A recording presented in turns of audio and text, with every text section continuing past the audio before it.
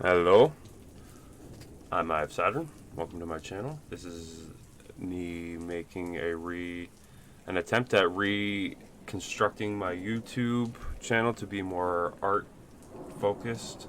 This is the first video that I will be doing. Since the reconstruction, I have other art videos they can check out. There, I'm going to be putting a lot more effort into them now. A lot more effort is a bit of a stretch. I'll be putting some more effort into them. So today I just wanted to do a quick video explaining kind of how I do digital painting on a very quick and sort of basic level. Lately I've been using two new brushes that have been really working for a lot of people, I think. So I was just going to make a couple quick portraits. Or maybe probably just one quick portrait of something creepy, explaining kind of my process. And yeah, well, let's just get to it. So the first two brushes, or the two brushes I've been using lately, are this artist crayon and 6B pencil. I really like the texture that they have when you mix them together. They give you a lot of depth, and yeah, so you can tell this is my first video. I don't really know how to do this. I don't really know what I'm saying. I'm just kind of winging it. Alright, so first things first. Pick the artist crayon. Pick black. You can start with white. Well, I don't usually start with white because it's kind of hard on my eyes. So I usually just flip it over to gray. And then for a portrait, you just start with a blob. It kind of looks like a head. I have no game plan for what this is going to look like, besides it being a big head. Ooh, don't like that. Go to uniform, because I want it all scaled together. So yeah, I always start with a big black blob. Sometimes, for the black blob, one thing I've been kind of realizing lately is that using the turpentine brushes, which is my go-to brush for everything, is better to get this initial blob down because it goes down thicker. It's just a more solid brush to use, and it still looks like you're painting. See how it looks like paint strokes? Okay, and kind of do a little bit of whittling with the eraser to get that a better shape. Now, one thing you'll notice is that I'm very quick and messy, and that is completely by design.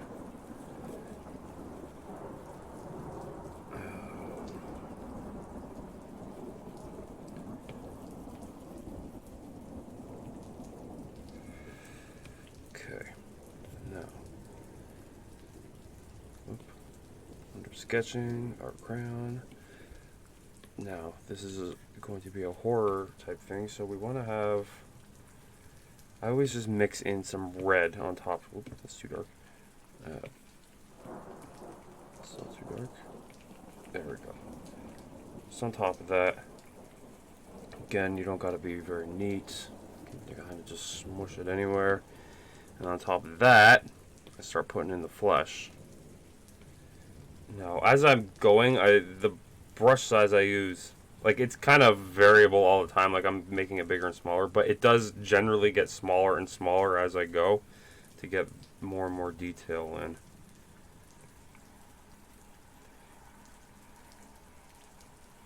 And again, it helps. It's all about building up that texture. I did an art market. I was a vendor at an art market a weekend ago, or on Halloween weekend just before, and I kept getting compliments specifically on the texture I do for everything. So I've been wanting to reboot my YouTube channel and make some more art related content, but I didn't really know what I wanted to do, so this kind of gave me a jump off point, I guess, to work with. Thunderstorm music is still going, right? Yeah, I'm not listening to that because I don't want to. It's good to listen to when you just have it in the background ambiently when you're doing stuff, but when you're using it to make background noise for a video, it's Not the best. Anyways. So yeah. Okay. Okay. Now, start marking things. We want them to go just by more black smudges.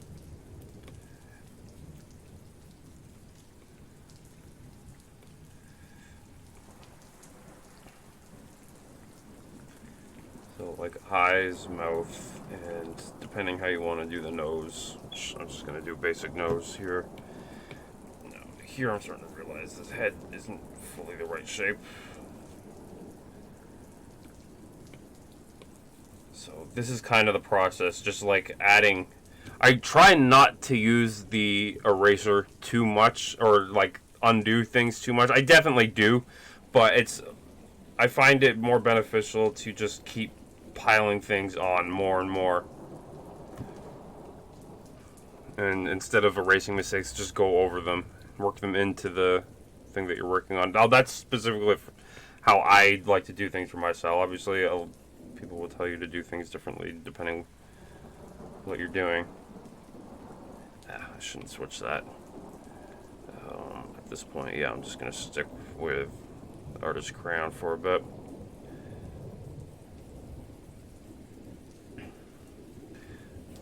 I'm not going to give this person hair. It's just going to be kind of a fleshy looking zombie thing. Okay, now, sometimes I just throw some gray in there. Get these eyes. Start looking a little bit more like eyes.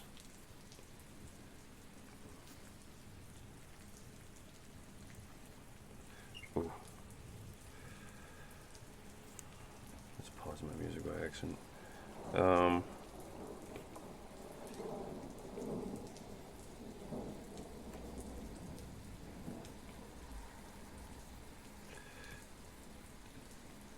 And I find it always helps, like especially when you're putting down the markings of where you want things to go, to just get a little nuts with it. If you want them to look like deformed and disfigured, you don't want things being perfectly placed and going exactly where they should go.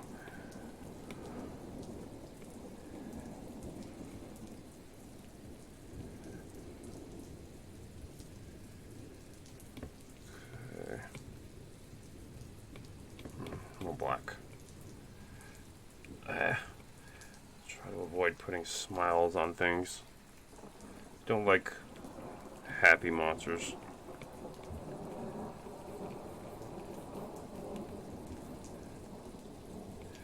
Okay. I should point out, this is in Procreate. Probably should have said that at the top of the thing. And I'm using an Apple Pencil, which with the pressure sensitive tip, it's really, really helpful, especially if you're doing stuff like this.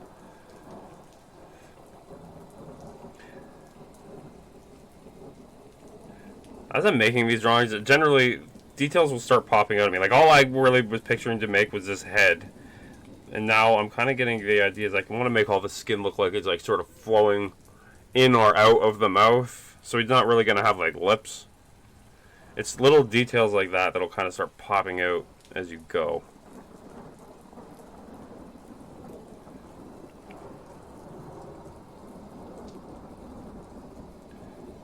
Make him look like he's looking up.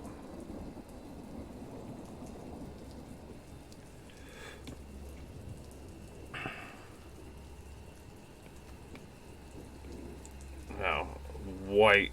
I always find once you start putting the white or the highlights in, that's when it starts coming together a little bit better.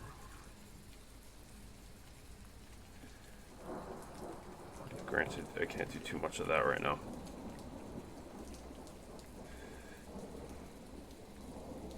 Come on, go down.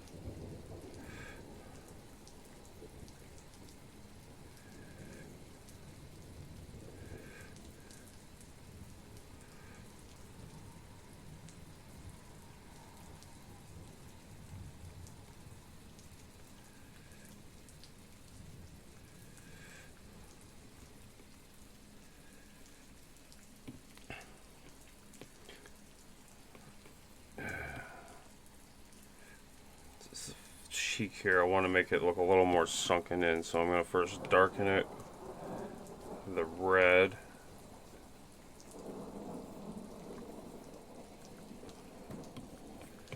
And some black. I gotta kind of... His head looks a little too smooth.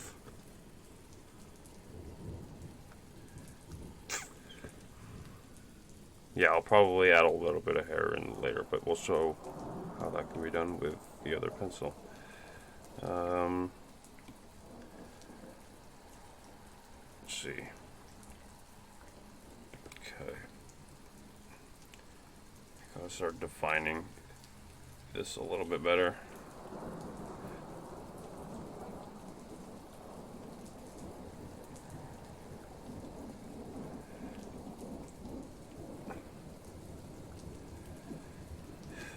Oh, I just got an idea for something I can do to make this look a little bit more unique. I've done quite a few of these in the last like week or so. So I've been trying to make them a little more unique as I go, or like try different things so that I can post them and it doesn't feel like I'm just posting the same thing over and over. There you go. Why not? I'll want to touch that arrow up in a bit, but that's just more or less so I don't forget.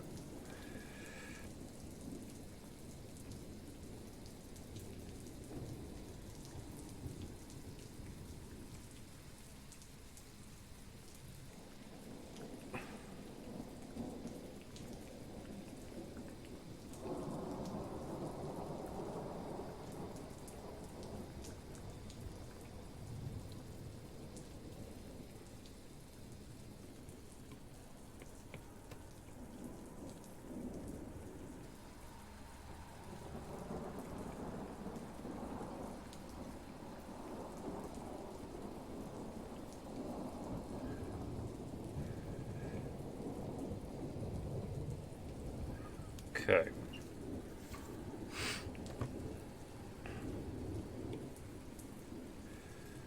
Let's see. Giving the skin this kind of like stringy, lumpy sort of look. Really works well for zombies, I think. Okay.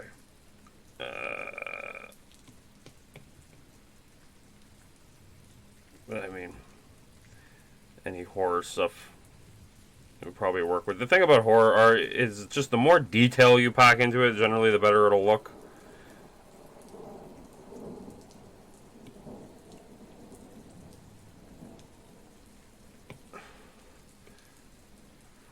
Kind of want to take that eye out. I don't really like it. Makes the zombie look a little more innocent than what I think I was going for. There, that definitely looks better. Black sunken in eyes. Okay. Needs a bit more flesh on his torso, or his upper chest, I should say.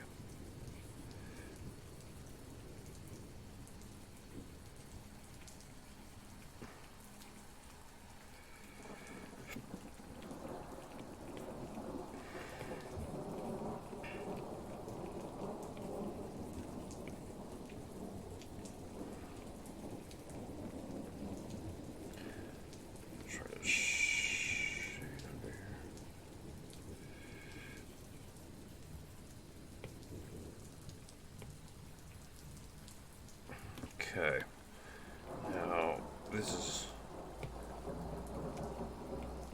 where this brush comes in a bit to break up. Sometimes the what's it called? Artist crayon. It looks too like you can tell it's a digital brush. Sometimes, like right here, you can see like the way that line looks. It's very like straight with like a hard cut off on the edge, whereas this brush that I use, the turpentine one, people think that it's real painting all the time when I show them just stuff like on my Instagram or whatever, and then I tell them it's digital, and a lot of minds get blown. Anyway, so mixing these two brushes together, I find is really good for when you want to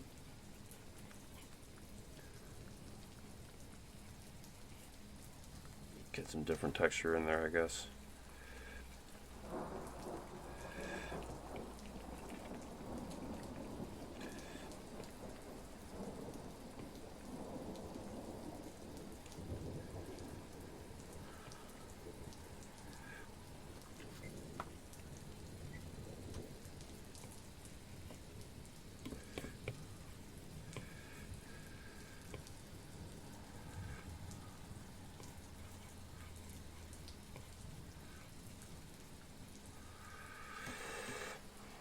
Okay.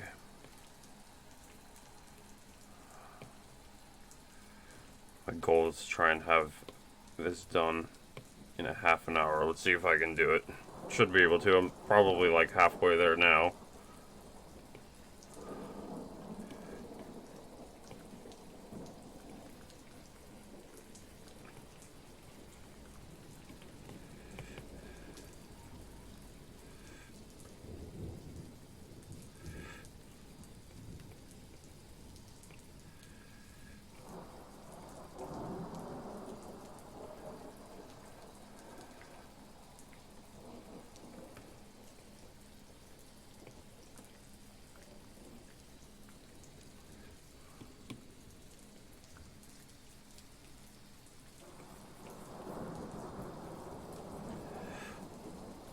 The smaller the brush gets, the more scribbly I get, usually. So you get that random sort of look. The hole on his shoulder's not working for me.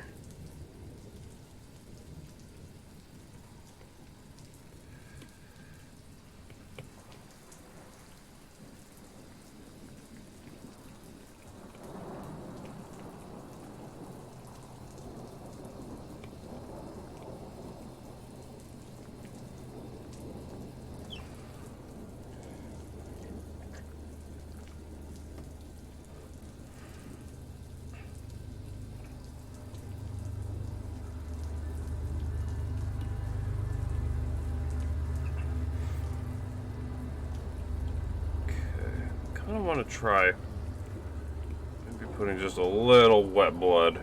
This could be a whole thing into itself, honestly. Could do a whole video on this. The other brush. Turpentine brush is better at wet textures. Or wet stuff, I should say.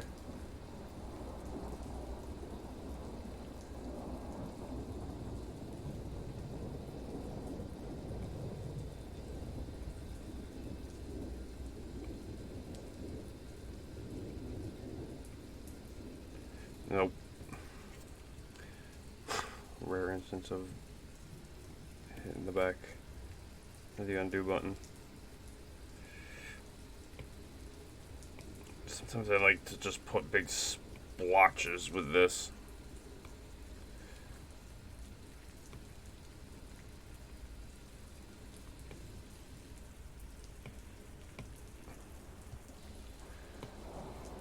Helps with shading quite a bit.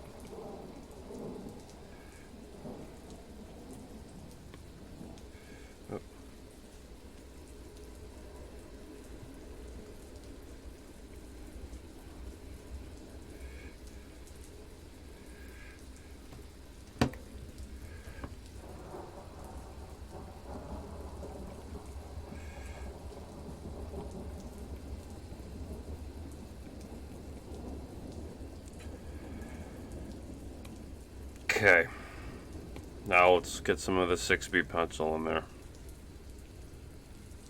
This, I always keep at the maximum size because, as you can see, like the pressure will change kind of the width a little bit.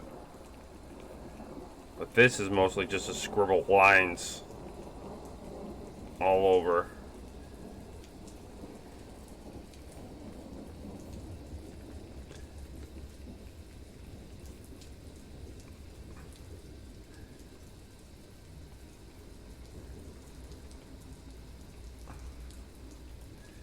One habit I'm trying to break, and you'll see me hitting the undo button a lot when I do it, is when I do squiggly lines like that, it's a thing that I kind of developed working on other type of stuff that does not work at all for these highly textured portraits, and it is a habit I gotta break.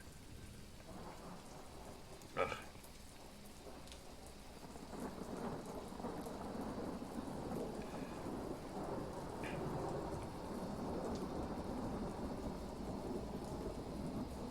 Put some wetness in this blood.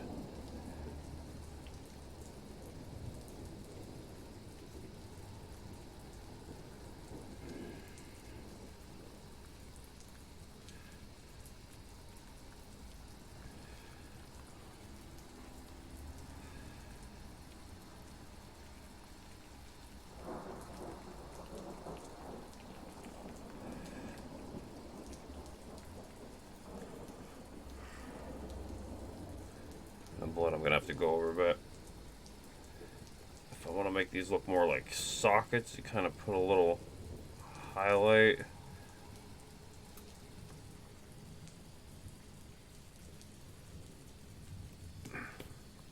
This arrow.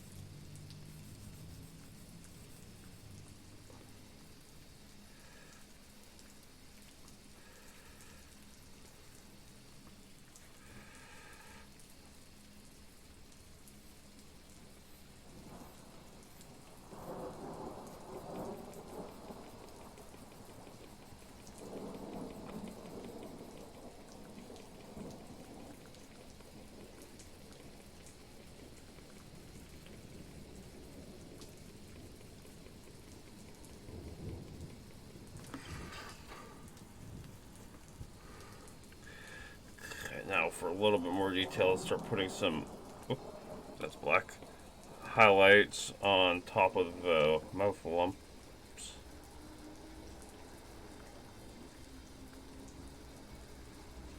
Gives them a little bit more dimension, makes things look a little more wet.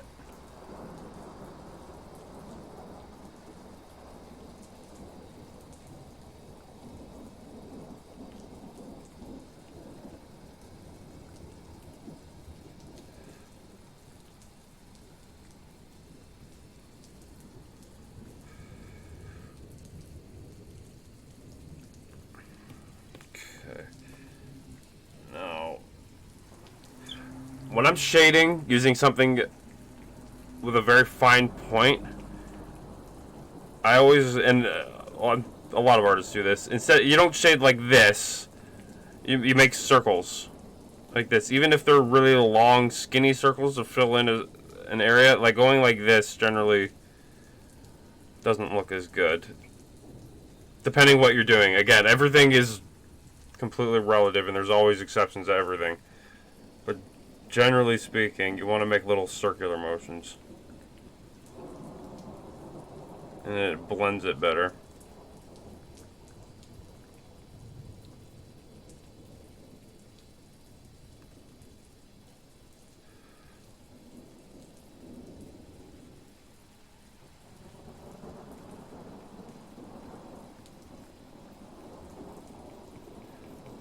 I do the same thing with the black lines that I do with the white lines, just in the shaded areas. Just random lines kind of everywhere. Makes the body look scratched up and gives it a little bit of an abstract look to it, which is something I like personally. Abstract's not for everybody.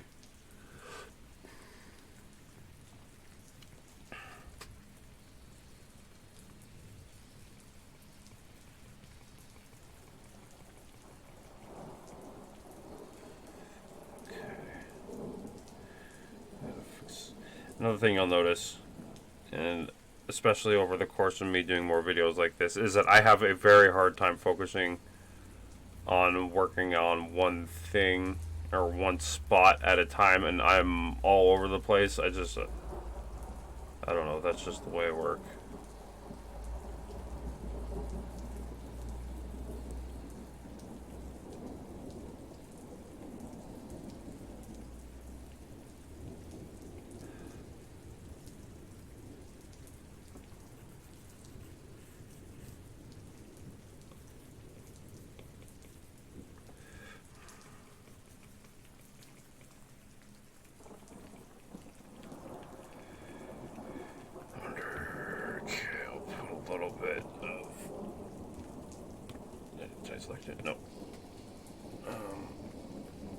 little bit of texture into this arrow. Well, okay. There's a different brush I tend to use for metallic surfaces, and that is the Neko Rel. This one right here. It's very good for getting like a metallic look, but kind of like a rough metallic look.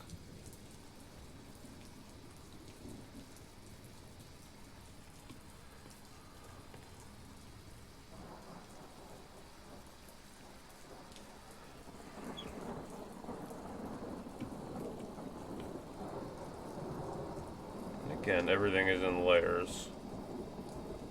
A lot of the layering is just getting the hang of it. It's just messing with things until you find something that works for you. Like for me, I always start dark and go lighter, but then I bounce back and forth quite a bit once I get there. A lot of these new brushes that I was using, I was telling you, I leave a lot of like the smudgy, messy work in, but not always with that artistic crayon, because it kind of has that like digital look to it when it's not all mixed in with something else. Whereas the turpentine brush, I'll leave all kinds of smudges in with that because they look way more natural. And honestly, I just like the way it looks. I like everything kind of having like a rough sort of look to it.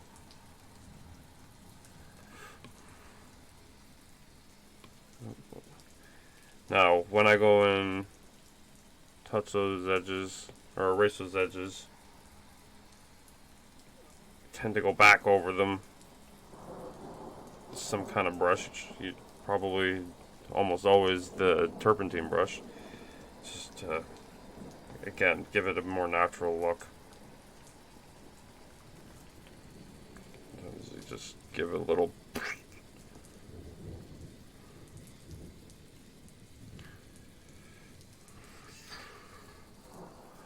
was debating if I should give this guy an ear or not. Yeah, why not? A lot of the time, my people that I make are usually missing either their ears or a nose or their eyes. Usually got something that they're lacking.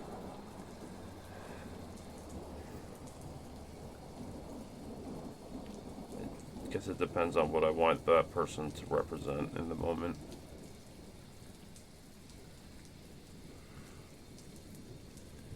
Oh, I'm totally using the wrong brush right now. Oops. Go over it a little bit with that. Need some red.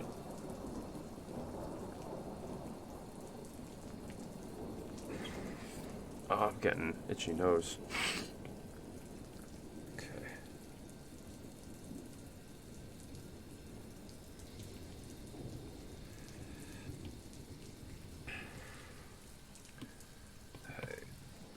All under here should be pretty dark.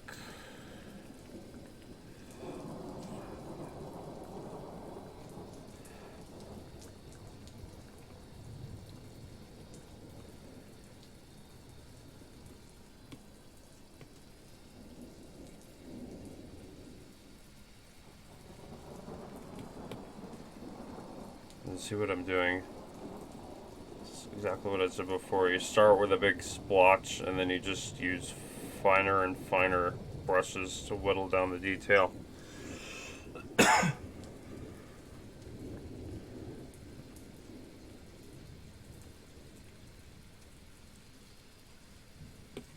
Ooh.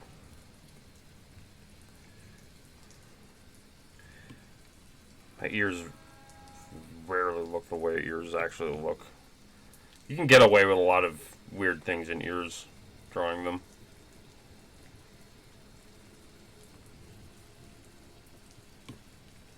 One thing I want to do is melt it to the head a little bit. Do that by attaching some lines like this.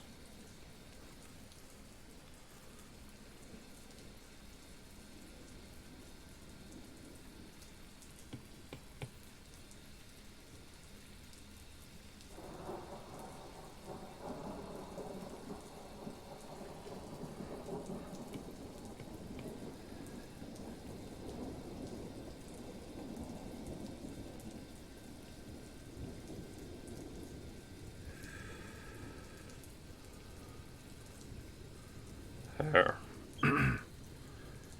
I can keep piling more and more into this. I should maybe add a little bit more shading here. But this is essentially it. How I make one of these. Oh, this is obviously a relatively basic one. It's just a head and an arrow, I guess. But, you know, I could do a little bit more blood around that exit wound really quick. But yeah, this is pretty much it. I'm thinking of making videos where I just quickly bust something out like this. Fairly regular. Like hopefully weekly, because how long is this? Like a half an hour, which is pretty much exactly what I was aiming for. Yeah, I should hopefully be able to do one of these a week. And I'll just it'll be a lot of probably just weird monster portraits, but sometimes if I have an idea for something else, I will, you know, make that.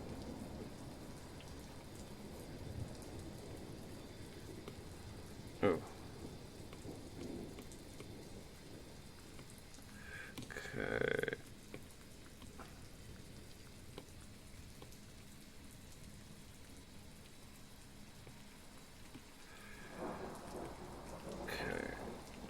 Again, you want that blood to look nice and wet. All kinds of little spots of reflection.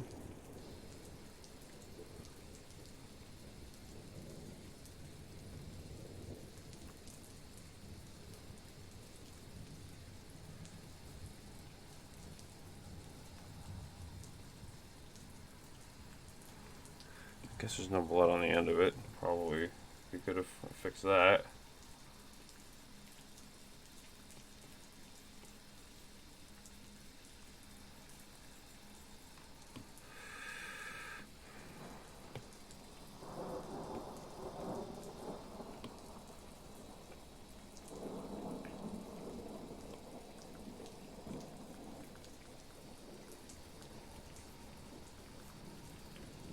Oh.